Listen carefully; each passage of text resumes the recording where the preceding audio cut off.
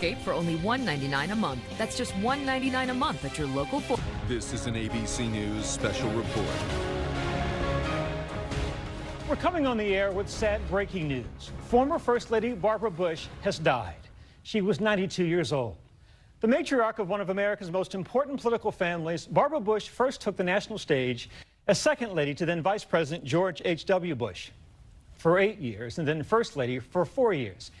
Even after leaving the White House, the political spotlight never far away. She, of course, was also the mother of President George W. Bush and Jeb Bush, the former governor of Florida and Republican presidential candidate.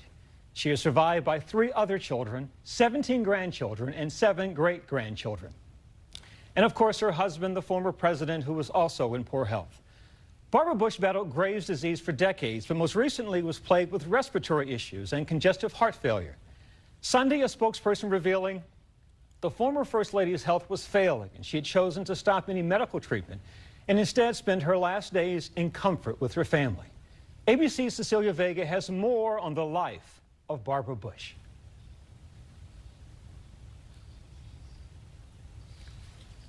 Guilty. I hated it when anyone criticized my brilliant husband, and I'm furious when they criticize my son. And her razor-sharp wit. That same fellow that I used to yell at to please pick up his room, to see him as president is truly amazing. Born Barbara Pierce in Rye, New York, the third of 4 children.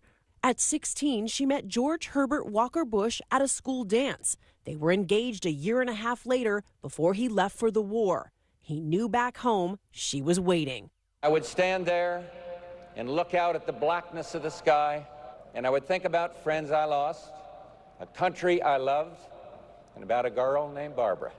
The Bushes had 6 children, but tragedy struck when they lost their 3-year-old daughter Robin to leukemia. Do you ever get over that? No. And that's okay, too.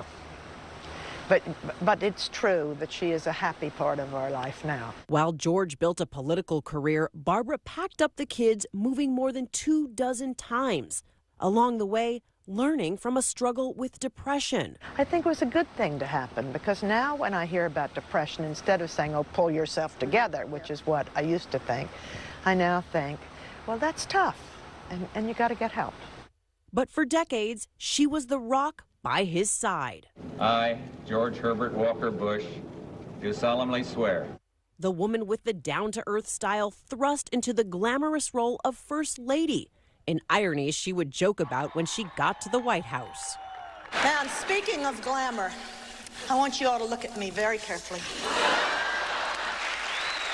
As First Lady, Barbara Bush left her own mark, promoting literacy. But it wasn't until after the White House that Mrs. Bush would reveal some of her private views in a memoir, including her thoughts about abortion. You are pro-choice.